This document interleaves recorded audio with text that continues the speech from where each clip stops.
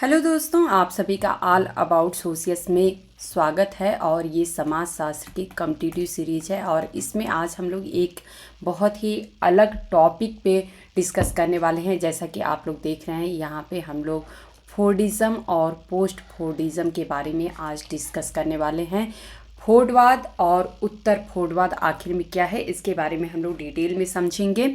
तो चलिए हम लोग लेक्चर प्रारंभ करते हैं। यहाँ पे सबसे पहले हम लोग फोर्डिज़म को समझेंगे और बाद में पोस्ट फोर्डिज़म को समझेंगे। ओके, फोर्डिज़म जो है वो एक औद्योगिक इंजीनियरिंग यानी इंडस्ट्रियल इंजीनियरिंग और विनिर्माण अर्थात प्रोडक्शन की प्रणाली है जो आधुनिक सामाजिक और श्रम आर्थिक प्रणालियों के आधार के रूप में कार्य करती है, जो औद्योगिक मानकीकृत यानी स्टैंडर्डाइज्ड बड़े पैमाने पर उत्पादन और बड़े पैमाने पर उपभोग का समर्थन करती है।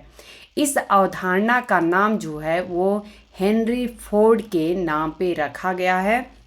फोर्ड की कार इनकी आई थी और ये लगभग 1890s के आसपास की बात है और इससे लेके 1910 या हम 20 मान सकते हैं, इस बीच में इनके जो कार के डिज़ाइन थे वो बहुत ज़्यादा पॉपुलर हुए।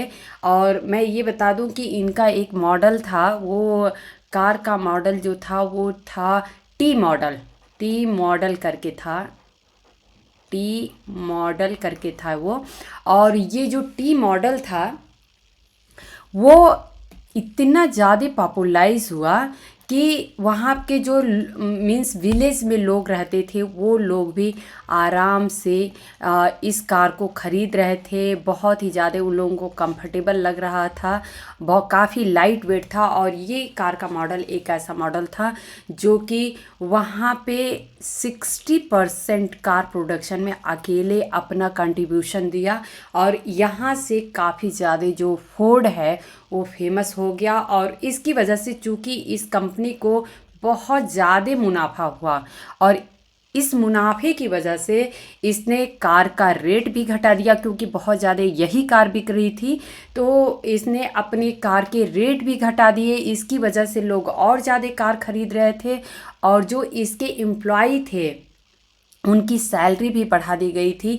तो इस सारे को मिला के ये जो कॉन्सेप्ट बन के आया, जो रूप निकल के आया, इसी को हम फोर्डवाद कहते हैं। इसी कॉन्सेप्ट पे ये फोर्डिज़म जैसा जो कॉन्सेप्ट है हम लोगों के सामने दिखाई देता है। ओके, इसका उपयोग उत्पादन, काम करने की स्थिति, उपभोग और संबंधित घटनाओं के बारे में सामाजिक, आर्थिक और प्रबंधन सिद्धांत में किया जाता है। तो इसका उपयोग कहाँ कहाँ पे किया जाता है?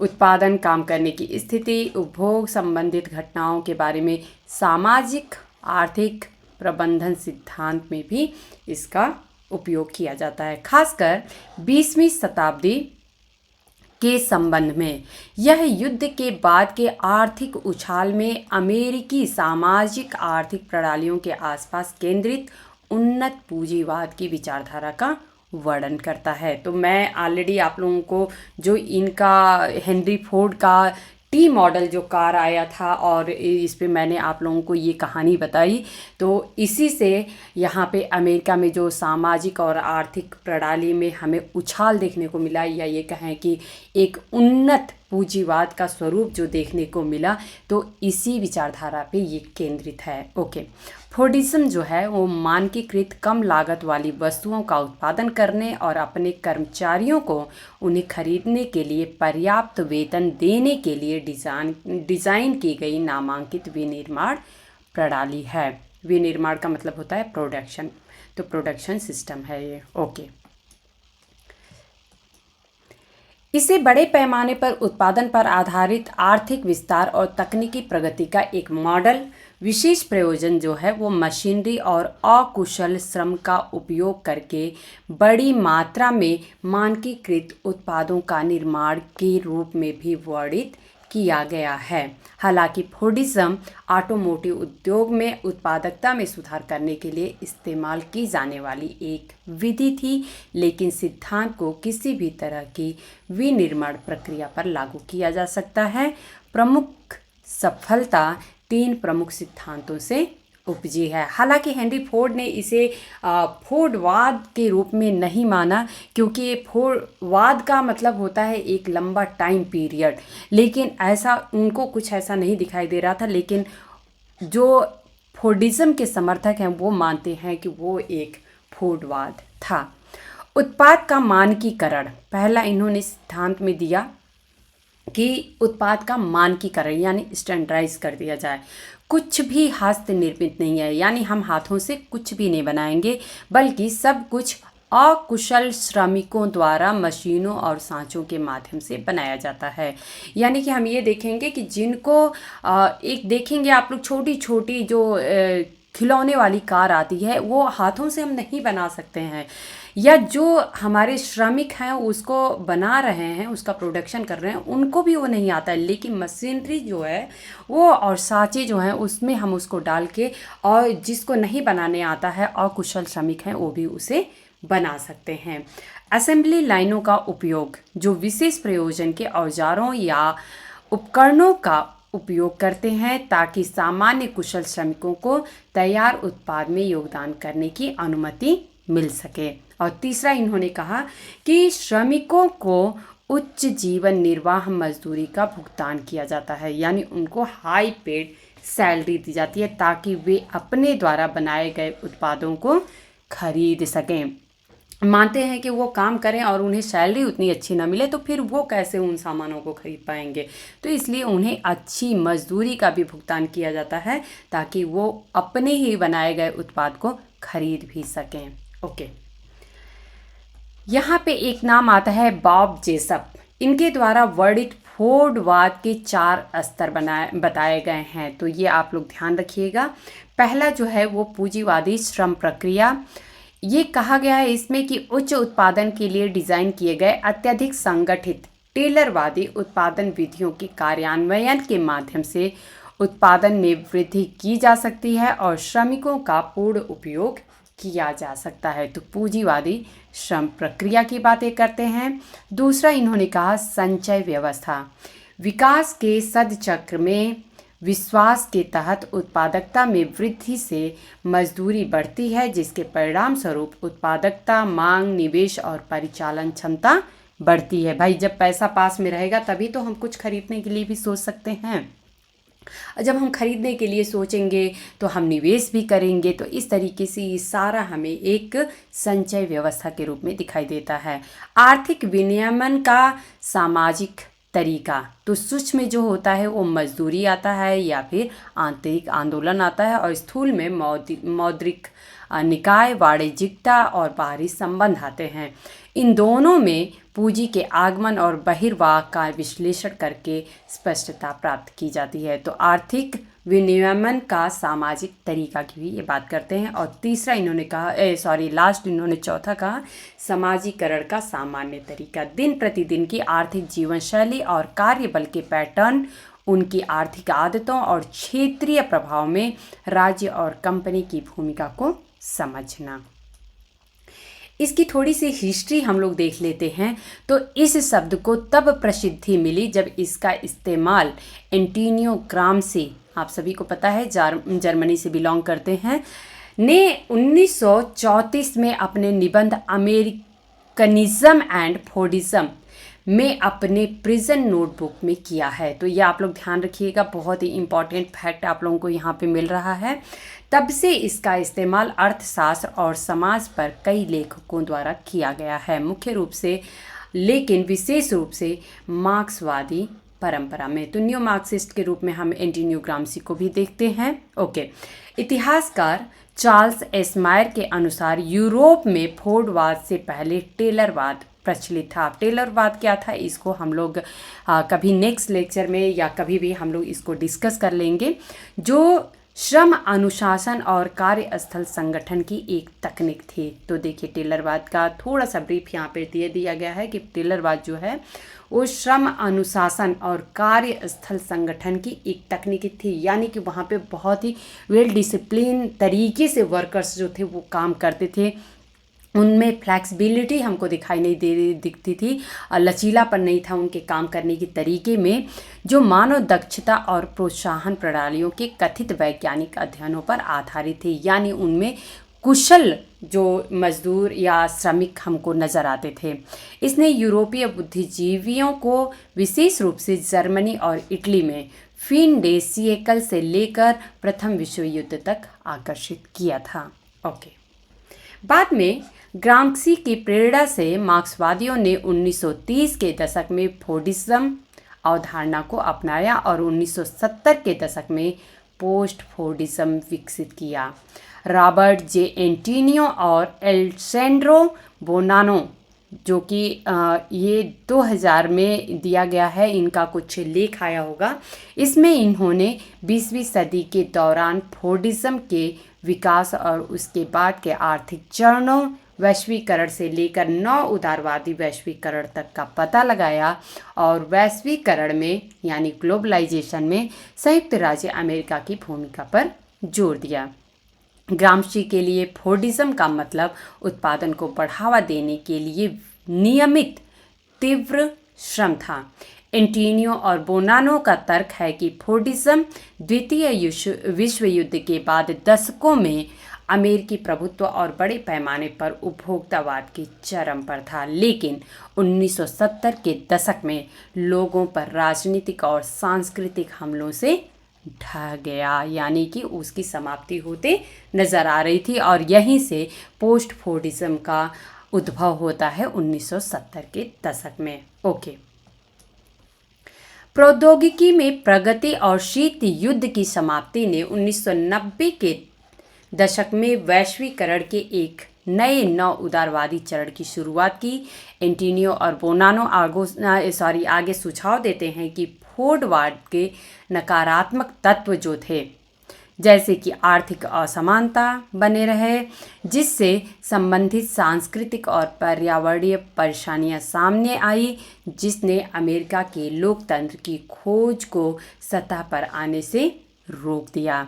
इतिहासकार थॉमस ह्यूजेस ने विस्तार से बताया कि कैसे सोवियत संघ ने 1920 और 1930 के दशक में अपने नए औद्योगिक बुनियादी ढांचों के कुछ हिस्सों के निर्माण के लिए दोनों क्षेत्रों के अमेरिकी विशेषज्ञों के साथ साथ अमेरिकी इंजीनियरिंग फर्मों को आयात करके फोर्डवाद और टेलरवाद को उत्साहपूर्वक अपना लिया। तो जो सोवियत संघ रूस हमें दिखाई देता है वो फोर्डवाद और टेलरवाद, इन दोनों की क्या क्या विशेषताएं थी उनको अपना लिया।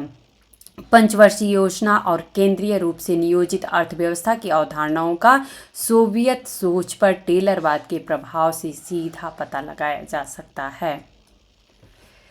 ह्यूजेस जोसेफ स्टालिन के लेनिनवाद की नींव को उद्धृत करते हैं। यहाँ पे इन्होंने कहा है ये लेनिनवाद की जो नींव डाली गई थी जोसेफ स्टालिन की, यह कथन है। तो यहाँ पे ह्यूजेस ने लिखा है कि अमेरिकी कार्यकुशलता, ये जो कथन है ये जोसेफ स्टालिन की है, ये आप लोग ध्यान रखिएगा। अमेरिकी कार्यकुशलता वह अदम्य शक्ति है जो न तो बाधाओं को जानती है और न ही पहचानती है, जो एक बार शुरू किए गए कार्य को तब तक जारी रखती है जब तक कि वह पूरा न हो जाए, भले ही वह छोटा सा कार्य ही क्यों न हो, और जिसके बिना गंभीर रचनात्मक कार्य की कल्पना भी नहीं की जा सकती। रूसी क्रांतिकारी लहर और अमेरिकी कार्यकुशलता का संयोजन ही लेनिनवाद का सार है। तो यहाँ पे ये कथन जो है वो जोसेफ स्टालिन की है, जो कि ह्यूजेस ने यहाँ पे मेंशन किया है। ह्यूजेस बताते हैं कि कैसे जैसे जैसे सोवियत संघ विकसित हुआ और ताकतवर होता गया, सोवियत और अमेरिकी दोनों ने अमेरिकी विचारों और विशेषज्ञता के योगदान को अनदेखा या नकारना चुना। सोवियत ने ऐसा इसलिए किया क्योंकि वे खुद को अपने भाग्य का निर्माता दिखाना चाहते थे और अपने प्रतिद्वंदियों के प्रति ऋणी नहीं थे, जबकि अमेरिकियों ने ऐसा इसलिए किया क्योंकि वे शीत युद्ध के दौरान एक शक्तिशाली प्रतिद्वंदी बनाने में अपनी भूमिका को स्वीकार नहीं करना चाहते थे। वो नहीं चाहते थे कि हमारा ये नाम उछाला जाए कि हमने प्रतिद्वंदियों को उत्पन्न किया है। अब यहाँ पे हम लोग पोस्ट फोर्डिज्म को देखेंगे। पोस्टफोर्डिज्म एक शब्द है जिसका उपयोग फोर्डिस्ट उत्पादन के पतन के बाद लचीले उत्पादन, श्रम संबंधों के व्यक्तिकरण और बाजारों के अलग अलग खंडों में विखंडन द्वारा परिभाषित नई उत्पादन विधियों के विकास का वर्णन करने के लिए किया जाता है। 1970 और 1980 के दशक में फ्रांसीसी मार्क्सवादी अर्थशास्त्रियों और अमेरिकी श्रम अर्थशास्त्रियों द्वारा इसका व्यापक रूप से समर्थन किया गया था। पोस्टफोर्डिज्म की प्रकृति और दायरे की परिभाषाएं जो हैं वो काफ़ी भिन्न हैं और विद्वानों के बीच बहस का विषय है। तो पोस्टफोर्डिज्म में हम ये देखेंगे कि जैसे बहुत ही सिंपल तरीके से समझते हैं कि जैसे आज आप लोग देखेंगे कि जो हर कोई जो कैपेबल है, थोड़ा भी सक्षम है, छोटी छोटी इंडस्ट्री के रूप में लोग अपना खुद का छोटी छोटी बिजनेस खोल के या छोटी छोटी इंडस्ट्री खोल के चला रहे हैं। तो हम ये देखेंगे कि जो बाज़ार है इनका अलग अलग खंडों में विखंडन हो जाता है। श्रम के संबंधों में हम देखेंगे व्यक्तिकरण हो गया है, यानी लोग अपनी छोटी सी कंपनी के खुद मालिक हैं, उसे चलाते हैं।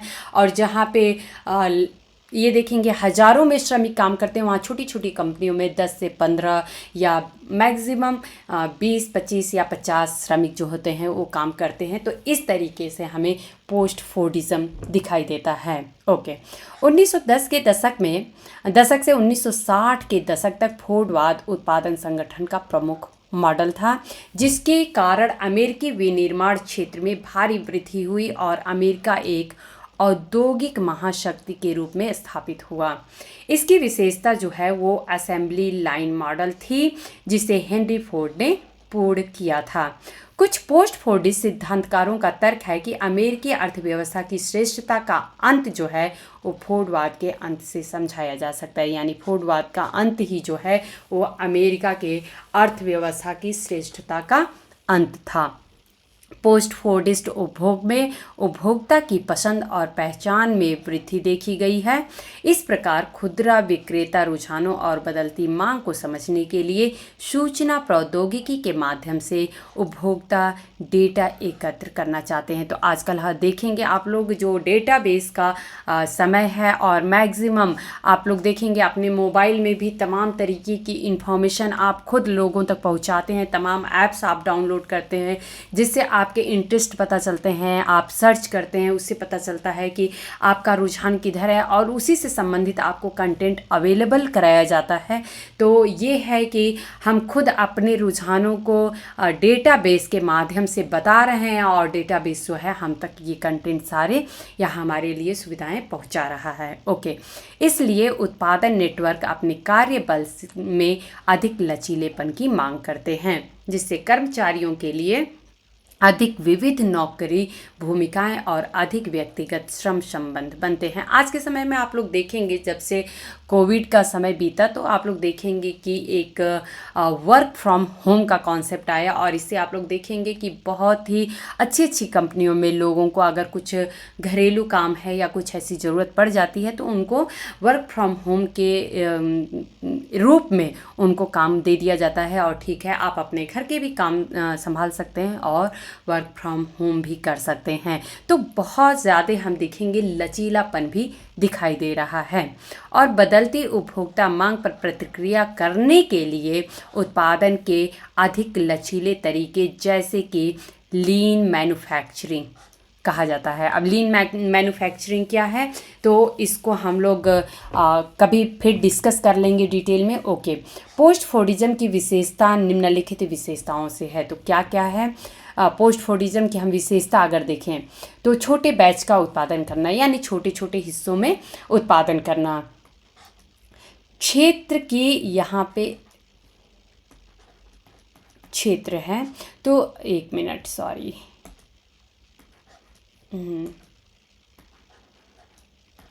क्षेत्र की अर्थव्यवस्थाएं। ओके, विशिष्ट उत्पाद और नौकरियां, तो काफ़ी स्पेशलाइज्ड लोग अलग अलग काम के लिए अलग अलग जो है उत्पाद बनाते हैं और उनसे रिलेटेड जॉब भी है।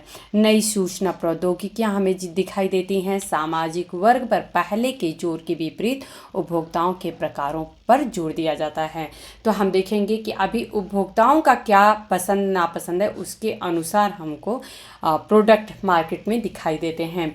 सेवा और सफ़ेद पोश कर्मचारी का उदय दिखाई देता है। कार्य बल का स्त्रीकरण हो गया है, यानी कि हम ये देखते हैं बहुत सारे कामों में महिलाएं जो हैं वो अपना भूमिका निभा रही हैं।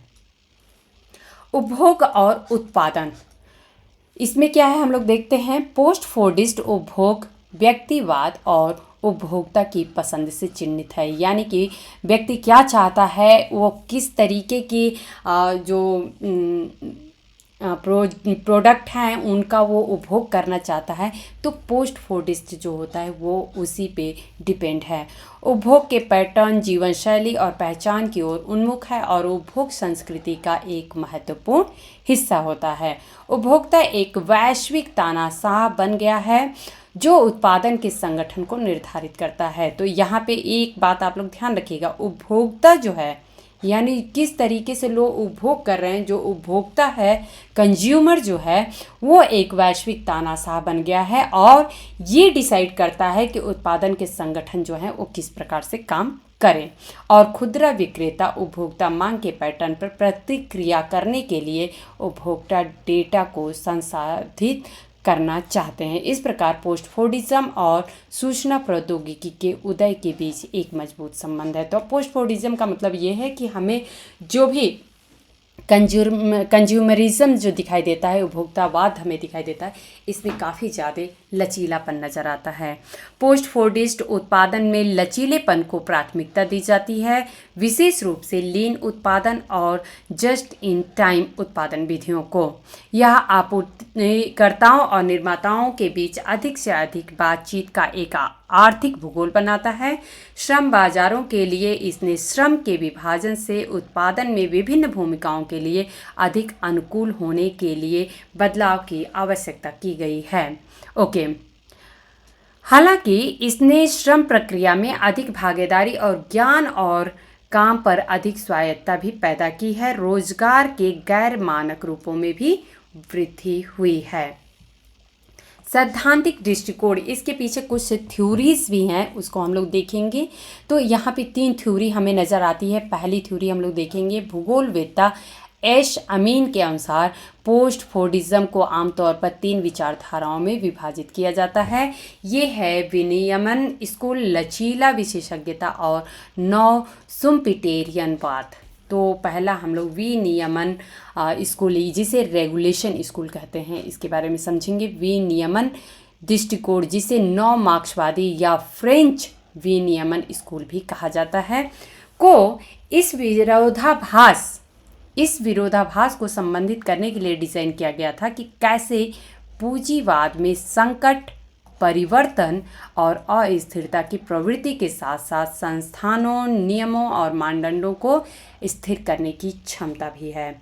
सिद्धांत 2 प्रमुख अवधारणाओं पर आधारित है। पहला है संचय के शासन, उत्पादन और उपभोग की प्रणालियों को संदर्भित करते हैं, जैसे कि फोर्डिज्म और पोस्ट फोर्डिज्म। विनियमन के तरीके कौन कौन से होते हैं? तो दूसरा जो है वो विनियमन के तरीके हैं समाज के लिखित और अलिखित कानूनों को संदर्भित करते हैं कि रेगुलेशन किस तरीके से किया जाए, लिखित या अलिखित तरीके से, जो संचय के शासन को नियंत्रित करते हैं और इसके स्वरूप को निर्धारित करते हैं। विनियमन सिद्धांत के अनुसार संचय की प्रत्येक व्यवस्था एक संकट बिंदु पर पहुंच जाएगी जहां विनियमन का तरीका अब उसका समर्थन नहीं करेगा और समाज को एक नए नियम और मानदंड खोजने के लिए मजबूर होना पड़ेगा, जिससे विनियमन का एक नया तरीका बनेगा। इससे संचय की एक नई व्यवस्था शुरू होगी जो अंततः संकट में फिर पहुंच जाएगी और इसी तरह आगे भी ये साइकिल चलता रहेगा। विनियमन सिद्धांत के समर्थकों में Michel Aglietta, Robert Boyer, Bob Jessop और एलन लिपिएट्स शामिल हैं। ओके, लचीली विशेषज्ञता जो है, फ्लैक्सिबल स्पेशलाइजेशन, ये क्या है इसको हम लोग देखेंगे। तो लचीले विशेषज्ञता दृष्टिकोण, जिसे नौ मीथेन दृष्टिकोण के रूप में भी जाना जाता है, कि समर्थकों का मानना है कि अंतर्राष्ट्रीय अर्थव्यवस्था में मौलिक परिवर्तनों, विशेष रूप से 1970 के दशक की शुरुआत में फर्मों ने बड़े पैमाने पर उत्पादन से लचीली विशेषज्ञता के रूप में जानी जाने वाली नई रणनीति पर स्विच करने के लिए मजबूर किया। जेनेरिक वस्तुओं का उत्पादन करने के बजाय फर्मों को अब उपभोक्ताओं के विभिन्न समूहों को लक्षित करके कि उनकी क्या ज़रूरत है, उनके स्वाद और फैशन की भावना को आकर्षित करते हुए विविध उत्पाद लाइनों का उत्पादन करना अधिक लाभदायक लगा। एक ही उत्पाद के बड़े पैमाने पर उत्पादन में भारी मात्रा में धन निवेश करने के बजाय फर्मों को अब श्रम और मशीनों की बुद्धिमान प्रणाली बनाने की आवश्यकता थी, जो लचीली थी और बाजार की सनक का तुरंत जवाब दे सकती थी। लचीले उत्पादन के साथ शुरू में जुड़ी तकनीकी संख्यात्मक रूप से नियंत्रित मशीन टूल्स थी। लचीली विशेषज्ञता की तकनीक के लिए कंप्यूटर का विकास जो है वो बहुत ज़्यादा महत्वपूर्ण था। न केवल कंप्यूटर उत्पादित होने वाले सामानों की विशेषताओं को बदल सकता था, बल्कि यह आपूर्ति का आदेश देने और वर्तमान मांग के अनुसार सामान का उत्पादन करने के लिए डेटा का भी विश्लेषण कर सकता था। तो कंप्यूटर का आज कितना यूज है ये आप सभी को पता है। इस प्रकार की तकनीकी ने समायोजन को सरल और सस्ता बना दिया, जिससे छोटे विशेष उत्पादन आर्थिक रूप से व्यवहारिकत हो गए। श्रम में लचीलापन और कौशल भी महत्वपूर्ण थे। कार्यबल अब कौशल, लचीले कोर और समय लचीले परिधि में विभाजित था। यानी कोर को हम क्या बोलते हैं, सेंटर ऑफ परिधि मीन्स किनारे। तो जो कौशल है वो लचीले कोर में और जो समय हो वो लचीले परिधि के रूप में विभाजित हो गया। कोर श्रमिकों और उत्पादन के लिए उपयोग की जाने वाली मशीनों के कौशल और ज्ञान में लचीलापन और विविधता ने वस्तुओं के विशेष उत्पादन की अनुमति दी। आधुनिक जस्ट इन टाइम विनिर्माण उत्पादन के लिए एक लचीले दृष्टिकोण का एक उदाहरण है। इसी तरह सेक्टर स्तर पर उत्पादन संरचना में बदलाव आना शुरू हो गया।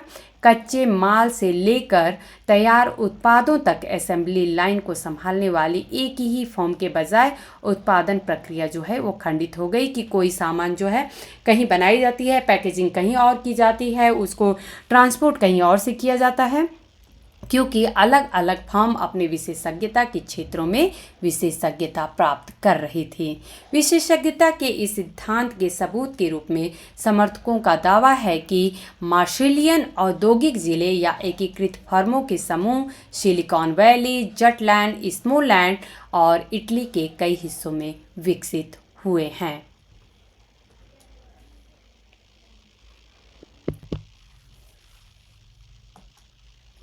नौ सेम्टेरियनवाद क्या है इसके बारे में हम लोग देखेंगे। पोस्ट फोर्डिज्म के लिए नया शुमटेरियन दृष्टिकोण कोंड्राटिव तरंगे, अब ये क्या होती हैं, जिसे लंबी तरंगों के रूप में जाना जाता है, इसके सिद्धांत पर आधारित है। तो ये ऐसा माना जाता है कि कोंड्राटिव तरंगे जो होती हैं वो मीन्स लंबे समय तक चलती रहती हैं। तो इसी का जो है वो नौ सुमटेरियन दृष्टिकोण में या नौ सुमटेरियनवाद में यूज किया जाता है। सिद्धांत मानता है कि एक तकनीकी जो होती है, तकनीक आर्थिक प्रतिमान जो है, जिसे पेरिस कहते हैं, प्रत्येक लंबी लहर की विशेषता है। एक मिनट। सिद्धांत मानता है कि एक तकनीक आर्थिक प्रतिमान, जिसे हम क्या बोलते हैं, पेरिस बोलते हैं, प्रत्येक लंबी लहर की विशेषता है। फोर्डिज्म जो है वो चौथी कोंड्राटिव लहर, कोंड्राटिव वेव होती क्या है या कोंड्राटिव लहर, इसको देख लेते हैं। यह एक दीर्घकालिक आर्थिक चक्र है जो तकनीकी नवाचार का परिणाम माना जाता है, जो दीर्घकालिक आर्थिक समृद्धि उत्पन्न करता है।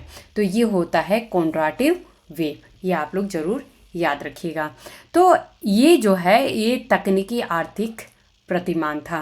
और पोस्ट फोर्डिज्म जो है इस प्रकार पांचवी का तकनीक आर्थिक प्रतिमान है, जो सूचना और संचार प्रौद्योगिकी पर हावी है। तो ये जो है नौ सेम्टेरियनवाद में कोंड्राटिव वेव का जिक्र किया गया है, ये आप लोग ध्यान रखिएगा। ओके, उल्लेखनीय 9 सुमटेरियन विचारकों में कार्लोटा पेरेस और क्रिस्टोफर फ्रीमैन के साथ साथ माइकल स्टार्पर और रिचर्ड वाकर भी शामिल हैं। फोर्डवाद से लेकर फोर्डवादोत्तर के तक में क्या परिवर्तन हमें देखने को मिलता है, तो इसके बारे में हम लोग ब्रीफली समझेंगे। पोस्ट फोर्डिज्म में ने उपभोग और उत्पादन को देखने के लिए नए तरीके लाए। प्रमुख बाजारों की संतृप्ति ने बड़े पैमानों पर उपभोग और उच्च जीवन स्तर की खोज के खिलाफ रुख अपनाया। इस बदलाव ने उत्पादन के दृष्टिकोण से बाजार को देखने के तरीके में बदलाव लाया। बड़े पैमाने पर उत्पादन द्वारा सेवा प्रदान किए जाने वाले बड़े पैमाने के बाजार के रूप में देखने के बजाय उपभोक्ताओं को अलग अलग लक्ष्यों का पीछा करने वाले अलग अलग समूहों के रूप में देखा जाने लगा, जिन्हें विशेष वस्तुओं के छोटे बैचों के साथ साथ बेहतर सेवा दी जा सकती थी। बड़े पैमाने के बाजार कम महत्वपूर्ण हो गए, जो कि हमें फोर्डवाद में क्या दिखता था, बड़े पैमाने के बाजार दिखाई देते थे। वहीं जो है पोस्ट फोर्डविज्म में या पोस्ट फोर्डवाद में हमें ये दिखता है कि ये जो बड़े पैमाने पे बाजार दिखाई देते थे वो छोटे छोटे भागों में लचीलेपन के साथ विखंडित हो जाते हैं, जबकि विलासिता, कस्टम या स्थितिगत वस्तुओं के बाजार अधिक महत्वपूर्ण हो गए। किसमें? पोस्ट फोर्डवाद में। ओके, उत्पादन कम समरूप और मानकीकृत हो गया और अधिक विविध और विभेदित हो गया, क्योंकि संगठनों और पैमानों की अर्थव्यवस्थाओं को संगठनों और दायरे की अर्थव्यवस्थाओं द्वारा बदल दिया गया। तो ये संगठनों और पैमाने की अर्थव्यवस्था जो है वो फोर्डवाद की निशानी है। वहीं संगठनों और दायरे की अर्थव्यवस्था जो है ये पोस्ट फोर्डवाद की निशानी है। फोर्डवाद से उत्तर फोर्डवाद में बदलाव के साथ साथ उत्पादन में हुए बदलावों के साथ अर्थव्यवस्था, राजनीति और प्रमुख विचारधाराओं में भी बदलाव नजर आए।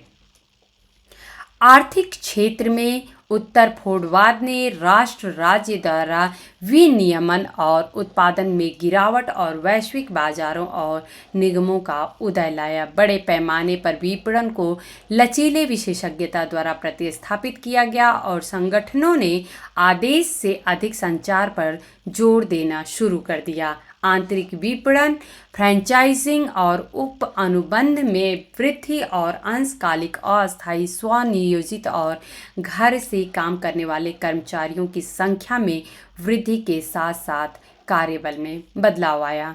राजनीतिक रूप से हम देखें तो वर्ग आधारित राजनीतिक दलों का पतन हुआ और क्षेत्र, लिंग या नस्ल के आधार पर सामाजिक आंदोलन बढ़ने लगे। सामूहिक संघ गायब होने लगे और उनकी जगह पे स्थानीय संयंत्र आधारित सौदेबाजी ने ले ली।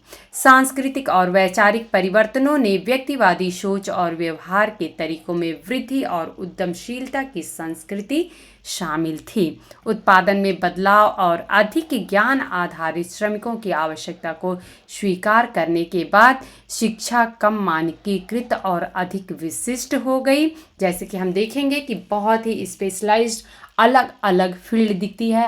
हम लोग देखेंगे अपने समाजशास्त्र में भी, इसके भी अगर हम आगे में डीपली में जाते हैं तो अलग अलग समाजशास्त्र के भी बहुत सारे ब्रांचेस नज़र आते हैं। उभरने वाली प्रमुख विचारधाराओं के में मूल्यों में विखंडन और बहुलवाद, उत्तर आधुनिक उदारतावाद और संस्कृति के प्रति लोक लुभावन दृष्टिकोण शामिल थे। यहाँ पे एक एग्जाम्पल हम लोग लेंगे इटली का, जो कि पता चलेगा इससे कि कैसे ये फोर्डिज्म से पोस्ट फोर्डिज्म में कन्वर्ट होता है। विशिष्ट उत्तर फोर्डिस्ट उत्पादन का एक प्राथमिक उदाहरण तीसरे इटली के रूप में ज्ञात क्षेत्रों में हुआ। इटली को यहाँ पे 3 भागों में बांटा गया। पहले इटली में बड़े पैमाने पर उत्पादन के क्षेत्र शामिल थे, जैसे ट्यूरिन, मिलान और जेनोवा। और दूसरे इटली में अविकसित दक्षिण यानी दक्षिण इटली हमें दिखाई देती है, इसका वर्णन किया गया है। तीसरी इटली की बात जो की गई है वो है जहां 1970 और 1980 के दशक में देश के मध्य और उत्तर क्षेत्रों में छोटे छोटे फर्मों और कार्यशालाओं के समूह के रूप में यहाँ पे विकसित हुए। तीसरे इटली के क्षेत्रों में टस्कनी, अम्ब्रिया, मार्चे, एमिलिया रोमाग्ना, वेनेटो, फ्रिउली और ट्रेंटिनो, आल्टो अडिगे और सुदतिरोल शामिल थे। प्रत्येक क्षेत्र शिथिल रूप से संबंधित उत्पादों की एक श्रृंखला में विशेषज्ञता रखता है और प्रत्येक कार्यशाला में आमतौर पर 5 से 50 श्रमिक होते हैं, यानी 5 से लेकर 50 श्रमिक एक छोटी छोटी कार्यशाला में दिखाई देते हैं और अक्सर 10 से कम ही होते हैं। प्रत्येक क्षेत्र में उत्पादों की श्रेणी ने क्षेत्र की अर्थव्यवस्थाओं के लिए उत्तर फोर्डिस्ट बदलाव को प्रतिबंधित किया। कार्यशालाएं बहुत ही डिज़ाइन उन्मुख और बहुविषयक थीं, जिनमें उद्यमियों, डिज़ाइनरों, इंजीनियरों और श्रमिकों के बीच सहयोग शामिल था। तो दोस्तों, आज हम लोग बहुत ही डिटेल में फोर्डिज्म और पोस्ट फोर्डिज्म को समझे कि आखिर में क्या है ये। और आई होप कि अभी आप लोगों का अगर कुछ डाउट होगा फोर्डवाद और उत्तर फोर्डवाद से संबंधित तो क्लियर हो जाएगा। मिलते हैं नेक्स्ट लेक्चर में। धन्यवाद।